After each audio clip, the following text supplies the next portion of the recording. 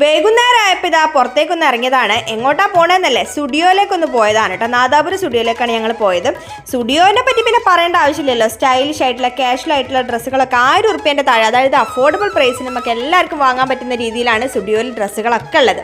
അതിപ്പോൾ ഞാൻ എടുത്തു പറയേണ്ട ആവശ്യമില്ലാതെ എനിക്കറിയാം. പക്ഷേ ഈ കാര്യം പറയാനല്ല ഞാൻ വന്നത്, വേറൊരു കാര്യം പറയാനാണ് വന്നത്. വേറെന്താ കാര്യം എന്ന് വെച്ചാൽ, ഈ സ്റ്റുഡിയോയിൽ റീസ്റ്റോക്ക് ചെയ്യുന്ന ദിവസങ്ങൾക്ക് അറിയോ? ഭൂരിഭാഗം ആൾക്കാർക്ക് അറിയായിരിക്കും, എന്നാൽ അറിയാത്ത കുറച്ച് ആൾക്കാരുണ്ടാവും. വെള്ളിയാഴ്ച ദിവസമാണ് സ്റ്റുഡിയോയിൽ റീസ്റ്റോക്ക് ചെയ്യുക. ആ ഒരു സമയത്ത് പോയാലാണ് ഇതുപോലെ ഷെൽഫൊക്കെ നല്ല നിറഞ്ഞ് കാണുക. അല്ലെങ്കിൽ എന്താ പ്രശ്നം എന്ന് വെച്ചാൽ ചില സൈസ് മാത്രമേ ഉണ്ടാവുള്ളൂ.